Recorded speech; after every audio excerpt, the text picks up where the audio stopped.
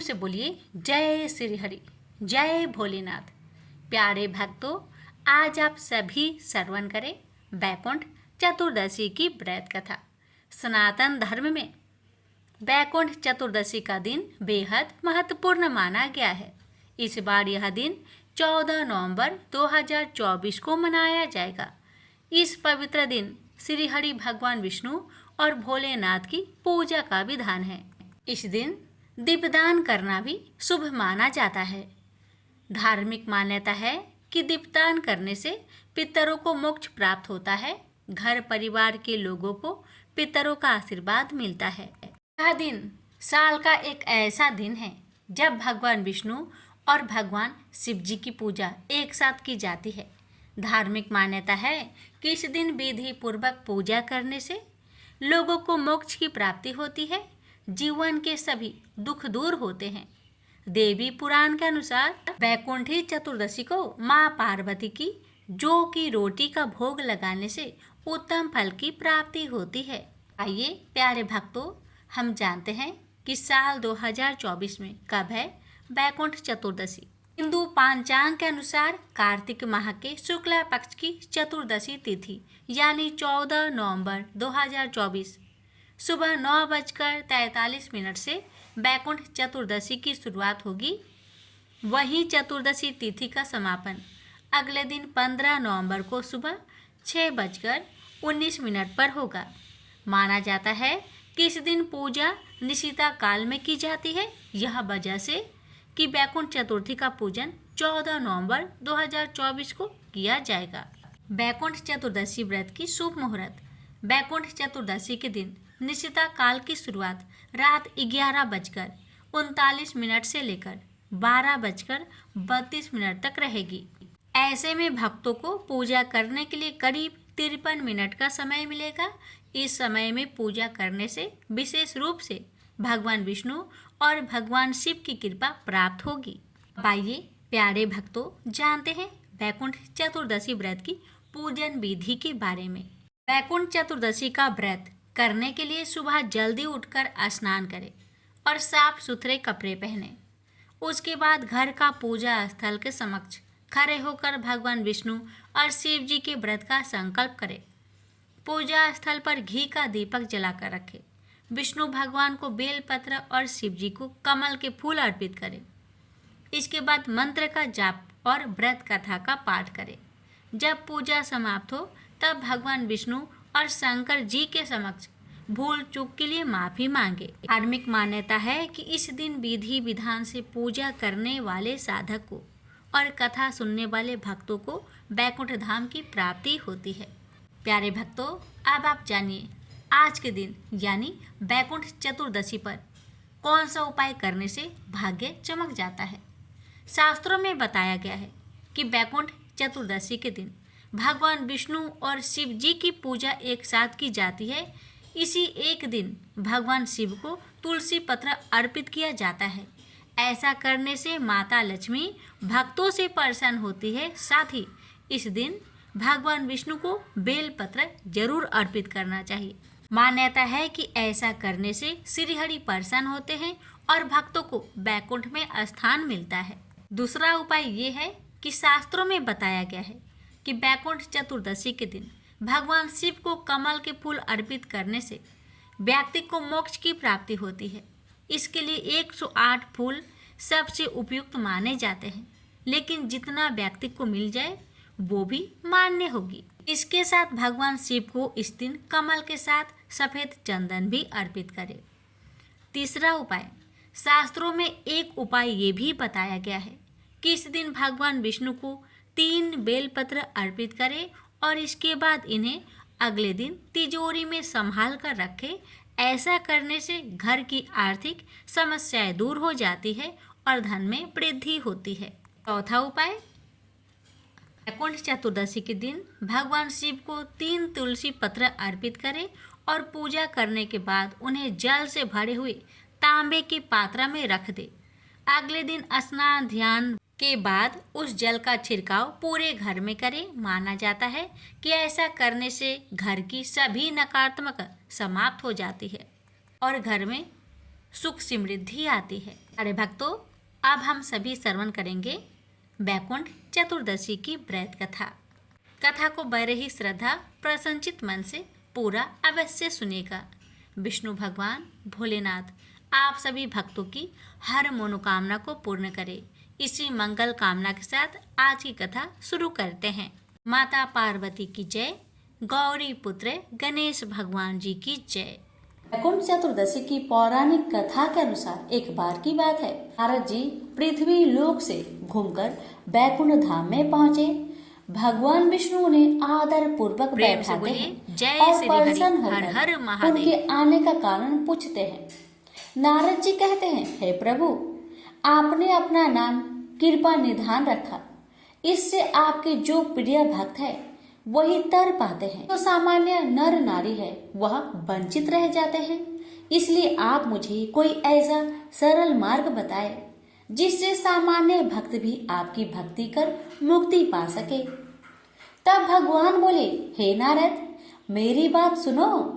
कार्तिक शुक्ल पक्ष की चतुर्दशी को जो नर नारी व्रत का पालन करेंगे और जो श्रद्धा भक्ति सहित मेरी पूजा अर्चना करेंगे, उनके लिए स्वर्ग के द्वार साक्षात खुले होंगे।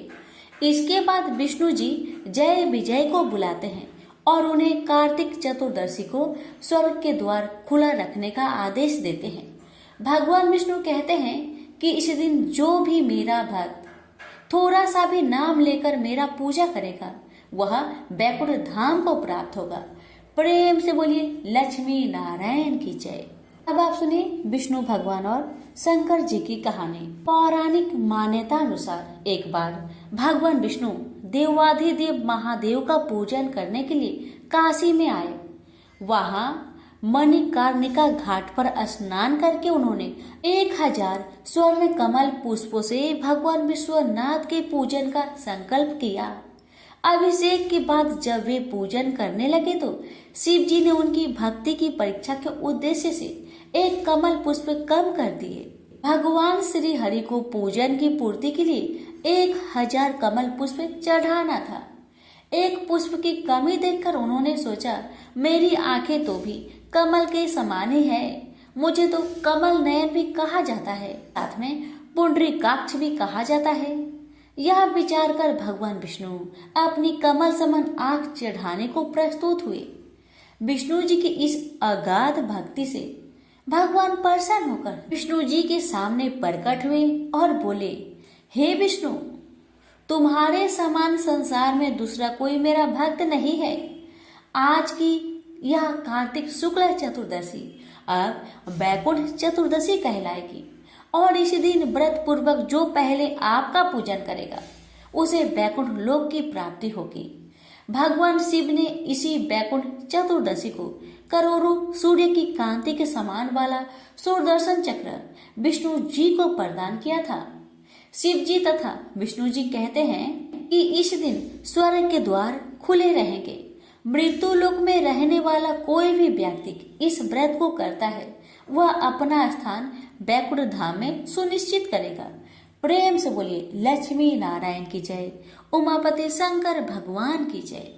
अब सुनिए पापी धनेश्वर ब्राह्मण की कथा। धनेश्वर नामक एक ब्राह्मण था जो बहुत बुरे काम करता था। उसके ऊपर कई पाप थे। एक दिन वो गोदावरी नदी में स्नान के लिए गया। उस दिन बैकुंठ चतुर्दशी थी। कई भक्तजन उस दिन पूजा अर्चना कर गोदावरी घाट पर आए थे। उस भीड़ में धनेश्वर भी उन सभी के साथ था। इस प्रकार उन श्रद्धालुओं के स्पर्श के कारण धनेश्वर को भी पुण्य मिला।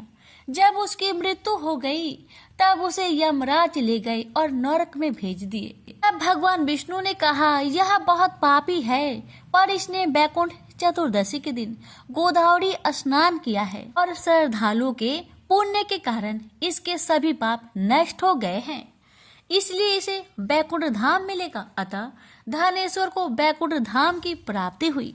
प्रेम से बोलिए लक्ष्मी नारायण की जय। अब सुनिए धुंधकारी की कथा। तुंगभंगा नदी के किनारे एक गांव था। वहां पर आत्मदेव नाम का एक ब्राह्मण और उसकी पत्नी धुंधली रहती थी। आत्मदेव जो सज्जन था लेकिन उसकी पत्नी दुष्ट प्रवृत्ति की थी। आत्मदेव बहुत उदास रहता था क्योंकि उसको कोई संतान नहीं हो रहा था और बहुत बार उसने आत्महत्या करने की भी कोशिश किया, लेकिन सफल नहीं हो पाया। लेकिन एक दिन हताश होकर जंगल की तरफ आत्महत्या करने के लिए निकल गया। आत्मदेव को रास्ते में एक ऋषि जी मिले और फिर आत्मदेव ऋषि जी को अपनी कहानी सुनाकर रोने लगा और उपाय पूछने लगा। तो ऋषि ने कहा, मेरे पास अभी तो ऐसा कुछ नहीं है कि जिससे मैं तुम्हें कुछ दे पाऊं। लेकिन आत्मदेव ने बताया कि उसकी गाय को कोई बच्चा नहीं हो रहा था और जब आत्मदेव ऋषि को बार बार बोलने लगा तो ऋषि ने उसे एक फल दिया और उसको अपनी पत्नी को खिलाने को कहा और कहा कि 1 साल तक तुम्हारी पत्नी को स्वास्थ्य जीवन जीना पड़ेगा। आत्मदेव वह फल लेकर खुशी खुशी घर वापस आकर सारी बात अपनी पत्नी धुंधली को बताए और उसको फल खाने को दे दिया। लेकिन धुंधली सोचती है अगर बच्चा हुआ तो उसको बहुत कष्ट का सामना करना पड़ेगा। यह सोचकर वह उस फल को नहीं खाई और जाकर सारी बात अपनी छोटी बहन को बताई। तो उसकी बहन ने उसे एक रास्ता बताया और कहा कि मैं गर्भवती हूँ और मुझे बालक होने वाला है। उस बालक को तुम ले लेना और इस फल को गाय को खिला देना। इससे उस ऋषि की शक्ति का भी पता न चल पाएगा। धुंधली ने वैसा ही किया जैसे उसकी बहन ने बताया और अपनी पति आत्मदेव के सामने गर्भावस्था का नाटक करने लगी और कुछ दिन बाद जाकर अपनी बहन से बच्चा लेकर चली आई। आत्मदेव बहुत खुश हुए, खुशियां मनाई और उस बालक का नाम ब्रह्मदेव रखना चाहा। लेकिन धुंधली ने फिर झगड़ कर उसका नाम धुंधकारी रखा और धुंधली ने जो फल गाय को खिलाए थे उसके भी गर्भ से मनुष्य का बालक हुआ जिसके कान लंबे लंबे थे, इसलिए उसका नाम आत्मदेव के गोकर्ण रखा। दोनों बड़े हो गए जिससे धुंधकारी दुष्ट व चंडाल प्रकृति का था तो गोकर्ण सरल स्वभाव का था। धुंधकारी सारे गलत काम करता।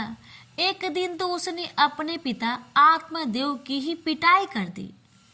आत्मदेव बहुत दुखी हुआ और अपने दुखी पिता को देख गोकर्ण उसके पास आया और उनको वैराग्य जीवन जीने के लिए कहा और कहा कि संसार में हम बस भगवत दृष्टि रखकर ही सुखी हो सकते हैं। गोकर्ण की बातें सुनकर उसे मानकर आत्मदेव गंगा किनारे आकर भागवत के 10वें स्कंद का पाठ करने लगे थे और उसी जीवन में उन्हें भगवान श्री कृष्ण की प्राप्ति हो गई थी। समय बीतता गया और एक दिन धुंधली भी धुंधकारी के अत्याचारों को देखकर दुखी होकर एक कुएं में कूदकर आत्महत्या कर ली। अब धुंधकारी एकदम ही अत्याचारी और दुष्कर्म वाला इंसान बन गया था। वह पैसों के मांगों के लिए चोरी करता और एक दिन तो उसने राजा के यहाँ ही डाका डाल दिया। सभी वेश्याएं सोची अगर ये जिंदा रहा तो एक दिन हमको भी मरवा देगा। यह सोचकर उन लोगों ने धुंधकारी को बांधकर उसको जलती हुई आग में उसका मुख डालकर तरपा तरपा कर मार डाला। बुरे प्रवृत्ति की होने की वजह से धुंधकारी प्रेत बन गया और वह अपने भाई गोकर्ण को डराने लगा। हालांकि गोकर्ण ने अपने भाई का श्राद्ध गया जाकर किया था, लेकिन धुंधकारी को फिर भी मुक्ति नहीं मिली। वह गोकर्ण को डराने के लिए कोशिश करता रहा, लेकिन गोकर्ण गायत्री मंत्र का जाप करता तो धुंधकारी उसके पास नहीं जा सकता था। गोकर्ण ने जब कहा कि मैंने तो तुम्हारा पिंडदान कर दिया हूँ, फिर भी तुम प्रेत बन घूम रहे हो, तो धुंधकारी बोलता है कि मैंने इतना पाप किया है, पिंडदान से मेरा मुक्ति नहीं होगा। उसके बाद गोकर्ण ने सभी विद्वानों से राय लिया और सूर्य देवता को नमन कर इसका उपाय पूछा तो सूर्य देव ने कहा कि इसकी मोक्ष की प्राप्ति भागवत कथा सुनने से ही होगी। गोकर्ण ने भगवत कथा का आयोजन किया और धुंधकारी एक बांस पर जाकर छिपकर बैठ गया और उस बांस में 7 गांठ थी। भगवत कथा में कि ऐसा मानता है कि अगर परिवार का कोई सदस्य भूत हो गया है तो ऐसे अवश्य लगानी चाहिए। पहले दिन की कथा में पहला गांठ का भेदन हुआ, दूसरे दिन दूसरे गांठ का भेदन हुआ, इसी तरह करके सातों गांठ का भेदन हो गया। धुंधकारी दिव्य रूप धारण कर प्रकट हो गया और उनको लेने भगवान स्वयं आए। भागवत कथा बहुत लोगों ने सुनी होगी, मगर धुंधकारी को स्वयं भगवान लेने क्यों आए बहुत कम लोग ही जानते होंगे। इसका वजह यह है कि धुंधकारी ने पूरी भगवत कथा श्रद्धा तथा प्रेम भाव से सुना। प्रेम से बोलिए जय श्री कृष्ण।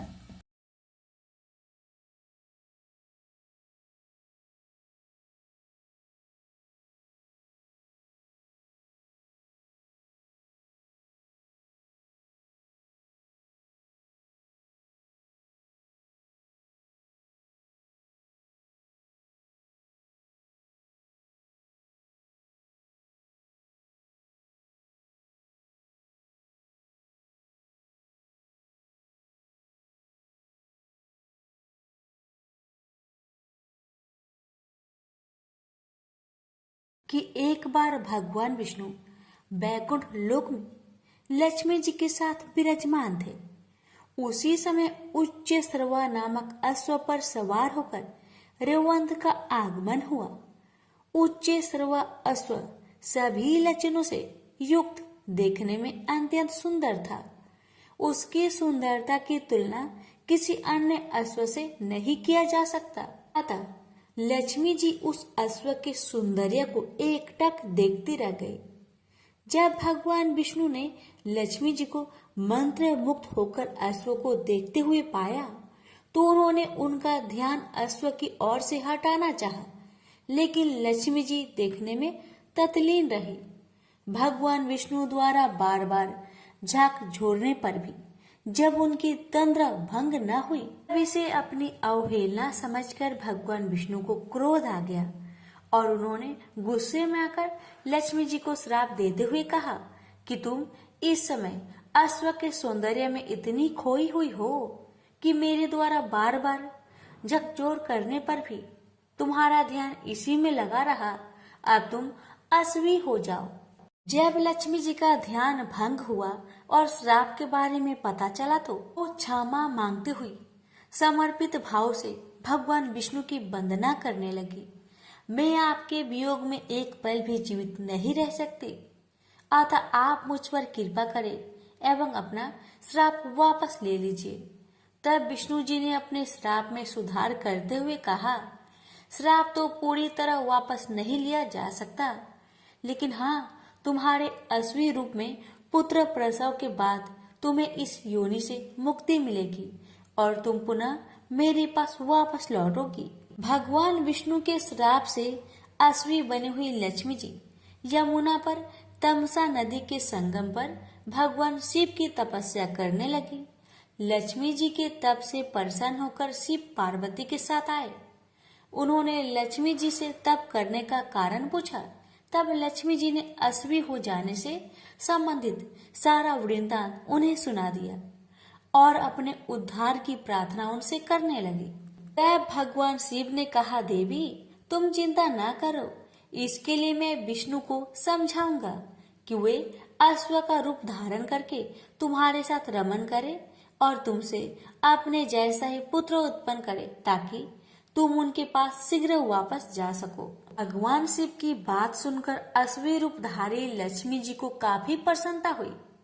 उन्हें यह आभास होने लगा कि अब मैं शीघ्र ही श्राप के बंधन से मुक्त हो जाऊंगी और श्रीहरि विष्णु को प्राप्त कर लूंगी। भगवान शिव वहां से चले गए। अश्वी रूपधारी लक्ष्मी जी ने पुनः तपस्या में लग गई। काफी समय बीत गया, लेकिन भगवान विष्णु उनके समीप नहीं आए। तब उन्होंने भगवान शिव का पुनः स्मरण किया। भगवान शिव प्रकट हुए। उन्होंने लक्ष्मी जी को संतुष्ट करते हुए कहा, देवी धैर्य धारण करो, धैर्य का फल मीठा होता है। विष्णु अश्वरूप में तुम्हारे समीप अवश्य आएंगे। इतना कहकर भगवान शिव अंतर्ध्यान हो गए। कैलाश पहुंचकर भगवान शिव विचार करने लगे कि विष्णु को कैसे अश्व बनाकर लक्ष्मी जी के पास भेजा जाए। अंत में उन्होंने अपने गण चित्ररूप को दूत बनाकर विष्णु जी के पास भेजा। चित्ररूप भगवान विष्णु के लोक में पहुंचे।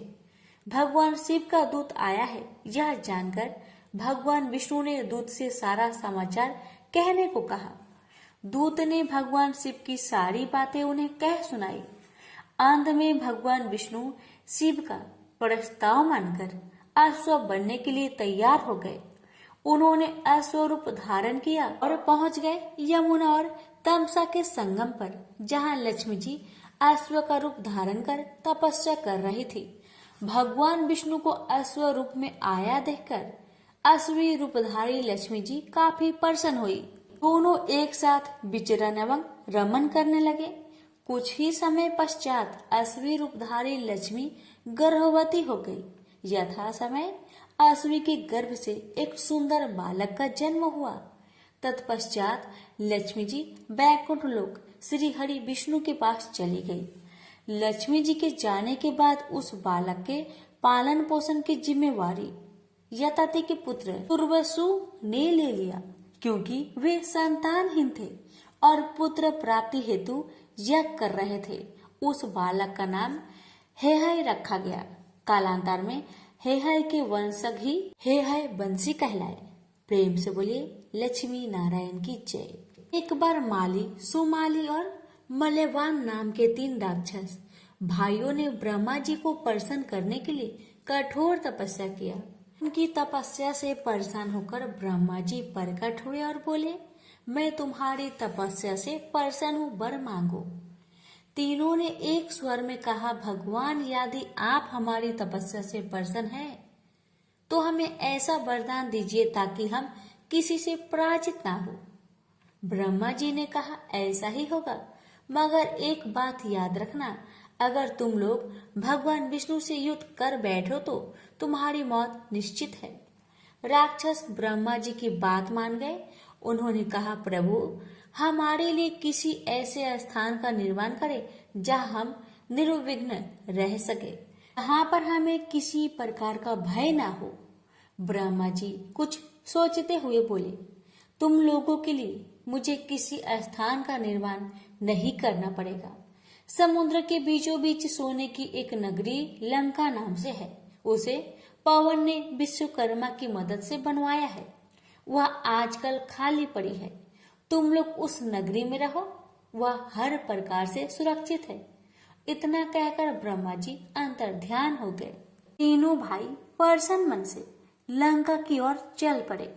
लंका में राक्षस राज्य स्थापित हो गया। कहावत सच है कि लोभ उत्पन्न होने से पाप पैदा होता है और पाप से मृत्यु होती है।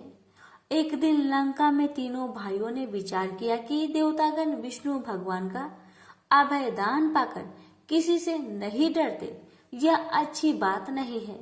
देवताओं के घमंड को चूर करने के लिए क्यों न विष्णु भगवान को मार दिया जाए, फिर तो देवताओं को एक एक करके आसानी से मारा जा सकेगा। इसे स्वर्ग पर भी हमारा राज्य हो जाएगा, हमें किसी का भय न रहेगा। यह विचार करके तीनों भाई राक्षसों की बड़ी सेना लेकर विष्णु भगवान से युद्ध करने जा पहुंचे। साक्षात भगवान से मूर्खों का युद्ध आरंभ हो गया। भगवान विष्णु ने पहले तो चालाकी की, राक्षसों का पल्ला भारी कर दिया। इससे तीनों भाई बड़े खुश हुए। उन्होंने सोचा, विष्णु को हम जल्दी मार ही देंगे। फिर घमासान युद्ध शुरू हो गया। विष्णु भगवान ने अपना सुदर्शन चक्र जो घुमाकर फेंका तो उसने एक बार में ही सुमाली का सिर धड़ से अलग कर दिया। यह देख राक्षस सेना में भगदड़ मच गई। माली और मल्यवान ने देखा कि अगर उन्हें जीवित रहना है, उन्हें विष्णु भगवान की शरण में जाना होगा, वरना चक्र से उनकी रक्षा नहीं हो सकेगी। इतना सोचकर वो दोनों जल्दी ही भगवान के चरणों में जाकर गिड़गिड़ाकर अपने प्राणों की भिक्षा मांगने लगे। भगवान विष्णु ने कहा, ठीक है, मैं तुम दोनों को क्षमा करता हूँ, मगर तुम दोनों पृथ्वी पर नहीं रहोगे। अगर मुझको पता चल गया कि तुम लोग पृथ्वी पर रह रहे हो तो मैं तुम दोनों को मार दूंगा। विष्णु भगवान का आदेश पाकर राक्षस राजा माली और मल्यवान वहां से भागे। डर के मारे उनका बुरा हाल था। स्वर्णपुरी छोड़कर वे दोनों पाताल में जाकर रहने लगे। विश्रवा मुनि की प्रथम पत्नी से उत्पन्न पुत्र का नाम था कुबेर। कुछ बड़ा होने पर उसने घोर तपस्या के द्वारा ब्रह्मा जी को प्रसन्न कर लिया। ब्रह्मा जी ने उसे धन का स्वामी बना दिया। अब देवता भी उसकी समस्या से खुश थे, अतः उन्होंने कुबेर को उपहार दिया। प्रत्येक देवता ने उसे बहुमूल्य उपहार से लाद दिया। इतने सारे उपहार और ब्रह्मा जी के वरदान को लेकर वह अपने पिता के पास आया, पर कुबेर प्रसन्न नहीं था। उसके रहने के लिए कोई स्थान नहीं था। जब उसने अपने पिता से यह बात कही तो मुनि ने कहा, पुत्र, स्वर्णपुरी लंका आजकल खाली है। वहाँ पर राक्षसों का राज्य था। राक्षस विष्णु भगवान के डर से पाताल में भाग गए हैं। तुम वहां जाकर रहो, वह स्थान अच्छा और सुरक्षित है। कुबेर ने वहां जाकर रहना आरंभ कर दिया। लंका फिर से आबाद होने लगी। एक दिन रावण को उसके नाना मल्यवान ने पाताल से आकर कहा, पुत्र, अब समय आ गया है कि तुम अपने राज्य को फिर से प्राप्त करो। मेरा अर्थ लंका से है। वहां पर कुबेर का शासन है। वह राज्य हमारी ही है। हम उसके शासक थे, पर विष्णु भगवान के डर से हम पाताल चले गए और उस पर कुबेर ने अपना अधिकार जमा लिया है। राक्षस वंश के होने के नाते तुम ही उसके वास्तव में अधिकारी हो। रावण ने कहा, नाना जी, आप यह क्या कह रहे हैं? कुबेर तो मेरा बड़ा भाई है। उसको हटाकर मैं वहां का राजा कैसे हो सकता हूँ? यह नहीं होगा। यह सुनकर मल्यवान मुस्कुराया, फिर बोला, संसार में कौन ऐसा है जो भाई के सुख से सुखी हुआ है? नाग का भाई गरुड़ है, पर वह नाग का जानी दुश्मन है। नाग को देखते ही वह खा जाता है। वह जो अमरावती का इंद्र है, वह भी अपने भाई को मारकर वहां का राजा होकर सुख भोग रहा है। और भी बहुत से ऐसे उद्यान हैं जहां आश्रम में रहकर कष्टमय जीवन व्यतीत करने से क्या फायदा। अब अपनी चीज है तो उसका उपयोग क्यों नहीं किया जाए? यह कहकर मल्यवान पाताल चला गया। रावण के दिमाग में बात घूमने लगी। नाना जी ठीक ठीक कह रहे हैं, उसे लंका का अधिकारी होना चाहिए। उसने तुरंत एक दूत को लंका रवाना करके अपनी बात को कहला भेजी। कुबेर उसके प्रस्ताव को सुनकर डर गया। वह भागा भागा अपने पिता के पास आया। सारी बात सुनने के पश्चात मुनि बोले, बेटा, झगड़ा करने से कोई फायदा नहीं। रावण बड़ा हठी और दुर्बुद्धि स्वभाव का लड़का है। एक बार उसके दिमाग में कोई बात घूम जाती है तो वह उसे पूरा ही करके छोड़ता है। अच्छा, यह होगा कि तुम लंका छोड़ दो, उसी में तुम्हारी भलाई है। दुष्ट से झगड़ा करने से कोई लाभ नहीं है। कुबेर ने लंका छोड़ दी। रावण यह जानकर बड़ा प्रसन्न हुआ। लंका में फिर से राक्षस राज्य स्थापित हो गया। प्रेम से बोले, विष्णु भगवान की जय। विष्णु जी ने नारद जी का घमंड तोड़ने के लिए अपनी माया से विश्व मोहिनी का नाम की राजकुमारी का स्वयंवर आयोजित किया। नारद जी ने विश्व मोहिनी को देखा तो वे उस पर मोहित हो गए और उससे विवाह करने का मन बना लिया। विश्व मोहिनी के स्वयंवर में देव ऋषि नारद भी जाना चाहते थे, इसलिए नारद जी विष्णु जी के पास पहुंच गए। उनसे कहने लगे, मुझे सुंदरता दे दीजिए, जिसे देखकर विश्व मोहिनी मुझे विवाह के लिए चुन ले। विष्णु जी ने नारद मुनि को वानर बना दिया। नारद जी ने ऐसे ही स्वयंवर में पहुंच गए। स्वयंवर शुरू हुआ तो विष्णु जी भी वहां आ पहुंचे। विश्व मोहिनी ने नारद मुनि को नहीं बल्कि विष्णु जी को चुन लिया और वरमाला पहना दी। नारद मुनि को मालूम हुआ कि विष्णु जी ने उनका चेहरा बानर की तरह बना दिया है। इस बात से बहुत गुस्सा हो गए। गुस्से में उन्होंने विष्णु जी को श्राप दे दिया। अपमान करने लगे और विष्णु जी नारद मुनि की बातें मुस्कान के साथ ध्यान से सुन रहे थे। नारद मुनि गुस्से में बोलते ही जा रहे थे। उन्होंने कहा कि आपने मुझे धोखा दिया है, आप भगवान हैं, इसका मतलब ये नहीं है कि आप किसी को भी ठग लेंगे। आज आपकी वजह से मुझे स्त्री का वियोग सहना पड़ा है। मैं आपको श्राप देता हूँ कि आपको भी स्त्री वियोग होगा।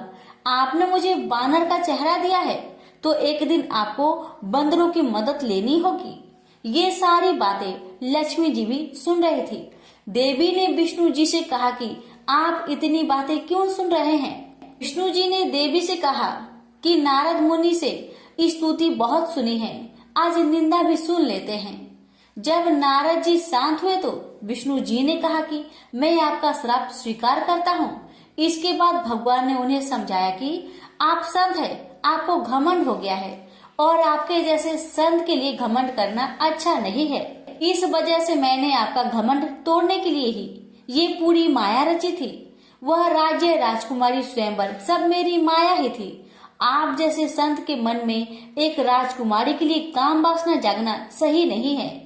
आपको इन बुराइयों से दूर रहना चाहिए। नारद मुनि को विष्णु जी की बातें समझ में आ गई और उन्होंने क्षमा मांगते हुए बुराइयों से बचने के लिए विष्णु जी को धन्यवाद दिया। प्रेम से बोलिए विष्णु भगवान की जय। नारद जी बात बात पर नारायण नारायण कहा करते और इस प्रकार दिन में कई बार भगवान का नाम लेते थे। एक दिन उनके मन में यह विचार आया कि वह बहुत बार भगवान का नाम लेते हैं, अतः वही भगवान के सबसे बड़े भक्त है। यह सोचकर नारद जी विष्णु भगवान के पास पहुंचे और पूछा, भगवान आपका सबसे बड़ा भक्त कौन है। विष्णु भगवान ने बताया, अमुक गांव का अमुक किसान मेरा सबसे बड़ा भक्त है। नारद जी को बहुत धक्का लगा। उन्होंने भगवान जी के कथन की पुष्टि के लिए अपने को संभालते हुए भक्त किसान का नाम और पता नोट किया तथा उस किसान के गांव में चल दिए। वहां जाकर उन्होंने देखा कि किसान ने सुबह 4 बजे उठकर 2 बार नारायण नारायण कहा, फिर नाद में भूसा, खली व पानी डालकर बैलों को लगा दिया। दैनिक क्रिया के बाद सुबह का जलपान कर सूर्य उदय के साथ ही हल बैल लेकर खेतों में जा पहुंचा। पूर्वाह 10 बजे पत्नी द्वारा लाया कलेवा खाकर पुनः खेत में काम करने लगा। दोपहर में घर जाकर खाना खाया, सुरती खाया, बैलों को नाद पर लगाया। अपराह में खेती में जाकर काम किया। ठीक सूर्यास्त के पहले घर लौटा, हाथ मुंह धोकर खाना खाया, 2 बार नारायण नारायण कहकर सो गया। नारद जी को बड़ा आश्चर्य हुआ कि किसान द्वारा पूरे दिन में केवल 4 बार नारायण नारायण कहा, जबकि वे स्वयं दिन भर नारायण नारायण कहते हैं, किंतु उन्हें भगवान विष्णु अपना सबसे बड़ा भक्त नहीं मानते हैं। नारद जी ने अपनी आकांक्षा व व्यथा विष्णु भगवान को बताई। तब विष्णु भगवान ने नारद को एक पूरा जल भरा कटोरा दिया और कहा, इसको लेकर आप सूर्यास्त तक भ्रमण कीजिए, लेकिन ध्यान रहे इसमें से एक बूंद पानी भी न गिरने पाए। यदि ऐसा होता है तो मेरा सुदर्शन चक्र आपके पीछे रहेगा। एक बूंद भी पानी गिरा तो वह आपकी गर्दन काट लेगा। नारद जी ने जल भरा कटोरा लिया और सुबह से शाम तक भ्रमण किया। सुदर्शन चक्र ने पीछा किया। सूर्यास्त हुआ तो उन्होंने राहत की सांस ली। कटोरे से एक बूंद पानी नहीं गिरा। उन्होंने राहत की सांस ली। नारद जी विष्णु भगवान के पास पहुंचे। विष्णु जी ने पूछा, भ्रमण कैसा रहा। नारद जी ने उत्तर दिया, आपके सुदर्शन चक्र व भरे पानी के कारण भ्रमण में तनाव बना रहा। विष्णु जी ने पूछा, भ्रमण में कितनी बार मेरा नाम लिया। तब नारद जी ने कहा, भगवान एक तो जल से भरा कटोरा लेकर चलना और उस पर आपके सुदर्शन चक्र का पीछे पीछे चलना, उसमें पूरा ध्यान इन बातों पर था। आपका नाम कहाँ से लेता। नारद जी ने उत्तर दिया। तब विष्णु जी ने कहा, इसी प्रकार गृहस्थ जीवन की अपाधापी आजीविका, अर्जुन की गला काट देने का भय वाली कठिनाइयों के बाद भी यदि किसान सुबह शाम मेरा नाम लेता है तो निश्चित रूप से ही वह सर्वश्रेष्ठ भक्त है। भगवान कहते हैं, जो अपने कर्म करते हुए भी मुझे याद करता है उसके द्वार पर उसके दुख हरने मैं स्वयं जाता हूँ, और जो फुर्सत मिलने पर मुझे याद करता है उसे दुख के समय मेरे द्वार पर आना होता है। प्रेम से बोलिए लक्ष्मी नारायण की जय। एक लपसी था, एक तपसी था। तपसी हमेशा भगवान की तपस्या में लीन रहता था। लपसी रोजाना 1.25 सेर की लापसी बनाकर भगवान का भोग लगाकर जीम लेता था। एक दिन दोनों लड़ने लगे। तपसी बोला, मैं रोज भगवान की तपस्या करता हूँ इसलिए मैं बड़ा हूँ। लपसी बोला, मैं रोज भगवान को 1.25 सेर लापसी का भोग लगाता हूँ इसलिए मैं बड़ा हूँ। नारद जी वहां से गुजर रहे थे। दोनों को लड़ता देखकर उनसे पूछा कि तुम क्यों लड़ रहे हो। तपसी ने खुद के बड़ा होने का कारण बताया और लपसी ने अपना कारण बताया। नारद जी बोले, तुम्हारा फैसला मैं कर दूंगा। दूसरे दिन लपसी और तपसी नहाकर अपनी रोज की भक्ति करने आए तो नारद जी ने छुपकर 1.25 करोड़ की एक एक अंगूठी दोनों के आगे रख दिए। तपसी की नजर जब अंगूठी पर पड़ी तो उसने चुपचाप अंगूठी उठाकर अपने नीचे दबा लिया। तपसी की नजर अंगूठी पर पड़ी लेकिन उसने ध्यान नहीं दिया। भगवान को भोग लगाकर लपसी खाने लगा। नारद जी सामने आए तो दोनों से पूछा कि कौन बड़ा है, तो नारद जी ने तपसी से खड़ा होने को कहा। वो खड़ा हुआ तो उसके नीचे दबी अंगूठी दिखाई पड़ी। नारद जी ने तपसी से कहा, तपस्या करने के बाद भी तुम्हारी चोरी करने की आदत नहीं गई, इसलिए लपसी बड़ा है और तुम्हें तुम्हारी तपस्या का कोई भी फल नहीं मिलेगा। तपसी शर्मिंदा होकर माफी मांगने लगा। उसने नारद जी से पूछा, मुझे मेरी तपस्या का फल कैसे मिलेगा। नारद जी ने कहा, यदि कोई गाय और कुत्ते की रोटी नहीं बनाएगा तो फल तुझे मिलेगा। यदि कोई ब्राह्मण को भोजन करवाकर दक्षिणा नहीं देगा तो वह फल तुझे मिलेगा। यदि कोई साड़ी के साथ ब्लाउज नहीं देगा तो फल तुझे मिलेगा। यदि कोई दिए से दिया जलाएगा तो फल तुझे मिलेगा।